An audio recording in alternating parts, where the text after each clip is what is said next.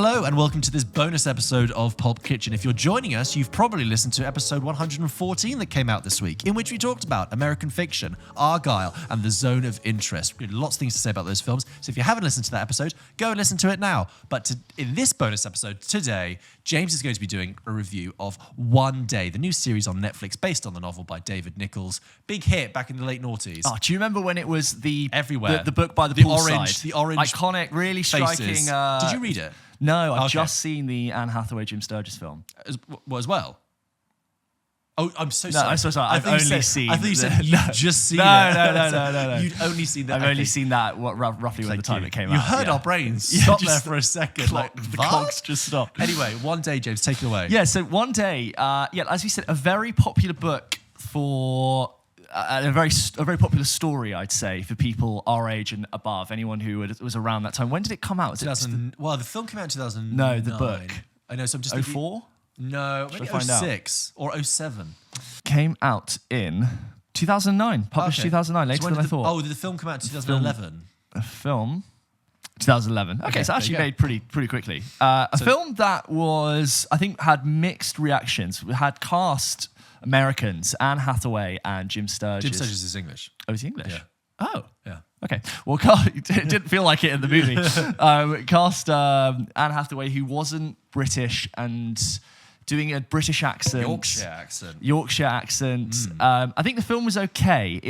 I think it definitely was sad. But I don't think it's like highly regarded as sort of a really great capturing of that story. There's a lot of very British cultural touchstones that I don't think that film captures, especially now I've seen the One Day series. I'd say the One Day series does a lot of a much better job at this. We actually got to see a little preview of this like a few months ago at a Netflix event, and we thought very exciting. My main takeaway was normal people walked so this could run. Yes. Like normal people came out, and it was. I also like thinking about this. There aren't that many.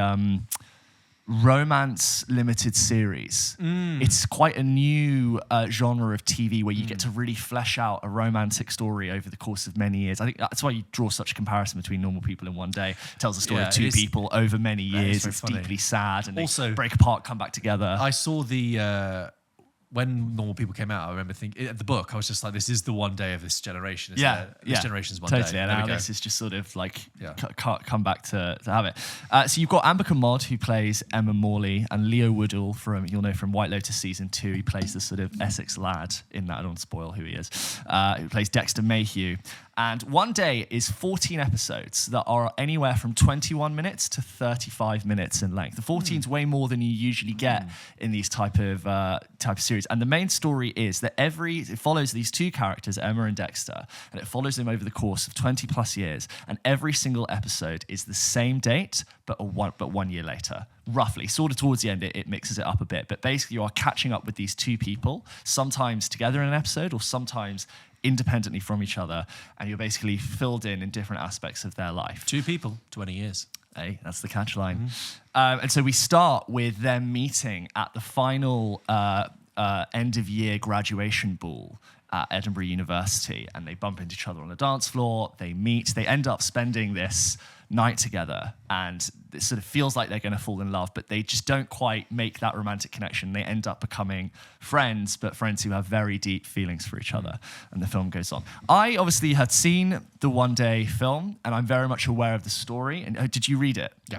So you know the story? Yes. And I think for people that know the story, I can't help but think there's slightly less for you to take from this series if you really know the story. So like Talia was really excited to watch One Day, and I was like looking forward to it. I thought it looked good. I liked the talent involved, and I thought, this I think will really serve as a long drawn out romantic limited series. I think this genre has so much potential to really grab you by the heartstrings and break your heart. And I think the TV show format is great for that. Also, Normal People similarly had half-an-hour episodes. Yeah, it was short, over I think 12 episodes. Maybe Normal People total, maybe was 10. It 12? Oh, wow. Yeah, that's the thing. It was longer episodes, but shorter time frames, and it worked really effectively. Normal People really worked for me. I thought that Normal People broke my heart almost every episode. Yeah, this series doesn't quite do that. I think all in all, the performances are really good. I think they're really solid. I think they're a big improvement on the film and the accents, definitely. And I think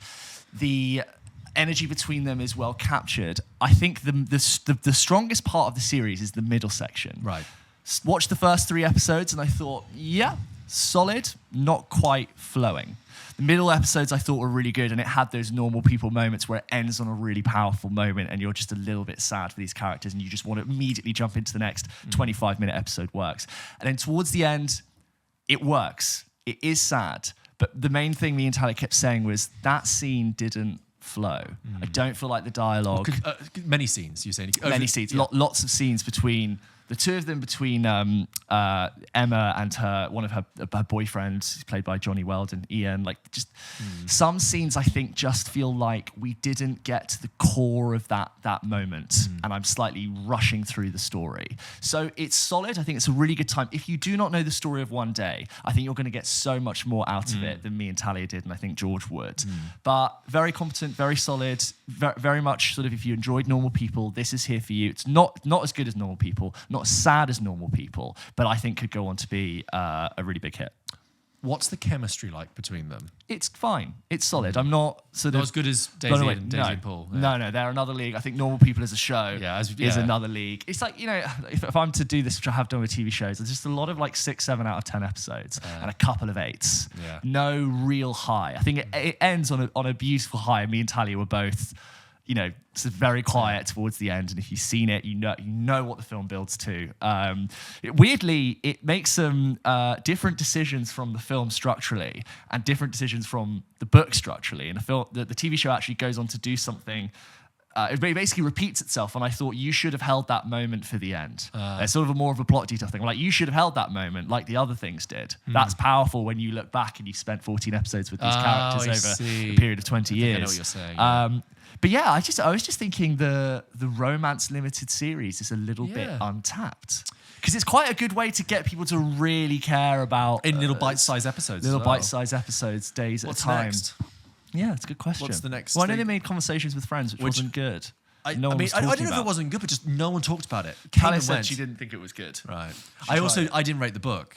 Normal People loved the book. Yeah. Conversations with Friends, I actually really didn't like the book because it was so annoying. Yeah. I found everyone in it so despisable. Because is romance having a bit of a tough time in film? Is it? Let's talk about Should we romance? How is that going? Like, how is romance? Anyone But You did well. Anyone But You's done very well. Yeah. Not different, complete style to this. No. But in terms of I think like really heart gut wrenching romantic. I would say the last thing. Do you know what it's also like that predates it? I would say Fleabag series 2. Yes. Which is only 6 episodes, half an hour more, which people think of as a comedy, but people remember that. People don't remember it as a comedy. My girlfriend Anna, she made this point to me once, and I was just like, "That's brilliant." I understand why. Fleabag series 1 came out in 2016, and it was like, oh yeah, that was cool. And then I'm telling you this now, no one talked about it for 3 years. You'd never go to a party and someone would go, oh yeah, remember Fleabag from 2 years ago? That was good, right? And that's fine. That's what happens. And then it came back, and the second series blew up, and that was all anyone could talk about. And do you know what the big difference is? 2018. Do you know what 2019? 2019. Do you know what the difference is? Is that the first series isn't a love story. The second one is. And people got sucked in with the Andrew Scott, the dynamic, and it's really good. And I agree that I think the second series is brilliant. But because you don't have the romantic element in the first one, there's just not that much... It's just... People are... You look at all literature, the whole history of storytelling, there's a reason that love stories and love songs are there. It's because people connect with them more deeply. So, back to my point is that Fleabag... Series 2, yes, looked at as a comedy, but actually that's also a good example of bite-sized romance that people can get into on a weekly basis. Sadness in there as well. Well, yes, sad romance, absolutely. Yeah. And the same with then you get Normal People, and then you get One Day. So more like that, I guess. I could have more of these. I could have more of these style of shows. I think Leo Woodall gets a really good. He gets really good material. He gets to look very dashing in a suit without the bow tie. Lots of fantastic outfits. I will say there were a couple of moments which I found very strange, which is him interacting with his mother, Alison, played by Essie Davis. And like Dexter Mayhew's character is very flirty and very charming. And a lot of the ways he interacts with people is to flirt. And I think it was like episode 2 or 3, he's with his mum in Rome. And I'm watching this scene between him and his mum. And I go to Talia, I'm like, is he flirting with his mum? And it is his mum flirting back with him. And And I remember just saying, I've never ever spoken to my mum like that, and it makes me a bit sick to watch this scene, just watching them flirt. Because she's like, you're so handsome and charming, and oh, you're going to travel around, and like he like is looking at her lips, and they're drinking, and he lights her cigarette. All of this stuff in cinema, which we associate with flirting, and it thankfully stopped. But I remember being like, oh god, they're going to interact again. Other than that, it's fine. I think typically those people who are overcomplimented by by their mother and who is very successful with the ladies and stuff, he would probably find his mum really annoying. Typically, unfairly. But like, isn't it typical of those characters? They'd be like, oh, whatever, mum, just shut up. But then they also need their parents. Yeah. Well, I'm analysing a character of a show I've not seen. It's like two distinct scenes. You know, I think they also want to really play the closeness between them. But I remember just watching that scene and being like, oh, stop. Don't light a cigarette. You don't light your mum's cigarette. I don't smoke, and neither does my mum, but I don't. Anyway, other than that, that's really competent. A lot of stuff for people to enjoy. If you haven't putting on your seen mum's lipstick. Yeah. If you haven't seen it, definitely jump in. Do not Google anything. Now's the time to watch it if you're on the fence, because I assume people will be discussing it in great plot detail. But yeah, that was one day, and that was our bonus. There you go. And please let us know your thoughts on One Day by emailing in, as ever, guys, to hello@pulpkitchenpodcast.com. Thank you for joining us. Don't forget we post new episodes of the show every single Wednesday. We just posted, as George said earlier, a full episode where we reviewed Argylle, The Zone of Interest, and Oscar nom American Fiction. And Oscar nom Zone of True. Interest. Oscar nom Zone of Interest. Not an Oscar nom for Argylle. No. Somehow that they got snubbed. Oh no! Injustice. Yeah. See you next week. See you guys soon.